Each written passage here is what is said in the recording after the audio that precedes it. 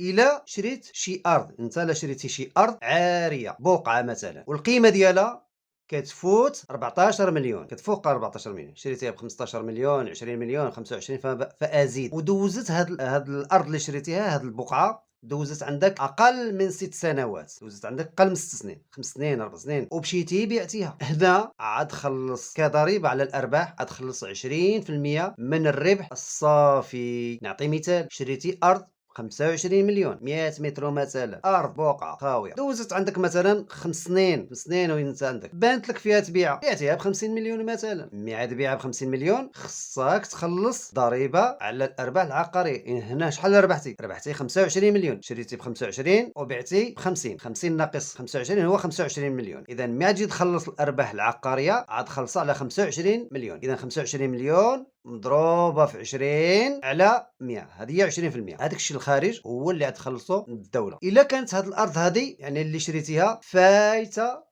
6 سنين، شريتيها ودوزت عندك مثلا 7 سنين، 8 سنين، 10 سنين، نفرضوا انها دوزت عندك 7 سنين، يعني فايتها 6 سنين، هنا كتخلص كضريبه على الارباح 30% عوض 20%. اذا اقل من 6 سنين 20%، اكثر من 6 سنين 30% على الارباح الصافيه. نبقاو في نفس المثال، شريتيها ب 25، مي دوزت 7 سنين مثلا او 8 سنين بعتيها ب 60 مليون، اذا شحال ربحتي؟ 60 مليون ناقص 25 كتساوي لنا 35، اذا 35 مليون كربح. كتطبق هذه القاعده ديال 30%، اذا 35 مليون نضربوها في 30 مقسومه على 100، هذاك الشيء اللي يخرج هذاك هو كضريبه ديال الارباح العقاريه اللي غتخلصها الدوله.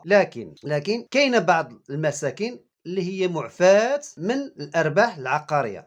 بحال المساكن، الديور اللي هما شريتي دار مثلا او شريتي بارطما وكتستعملها كسكن رئيسي، سكنه رئيسيه عندك، ودوزت فيها اكثر من 6 سنين وانت ساكن في ديك الدار هذيك، مثلا دوزتي فيها 7 سنين وانت ساكن، جاتك شي ظروف بغيتي تبيع، هنا انت معفي من الضريبه على الارباح العقاريه، لانك هذاك كنتي كتستعمل هذيك الدار او هذيك الشقه، انت ما كتستعملهاش للتجاره، انت كتستعملها لاستعمال شخصي، وعندك يعني الحاجه ملحه لهاد الدار هذيك، او المساكن اللي كتباع في اطار السكن الاجتماعي المده ديالها على الاقل 4 سنوات، حتى هذه معفيه من الارباح العقاريه. اتمنى نكون واضح في هذا الفيديو، ونشروا هذا الفيديو الا عجبتكم المحتوى ديال هاد الصفحه او هاد القناه ديال يوتيوب. تحياتي.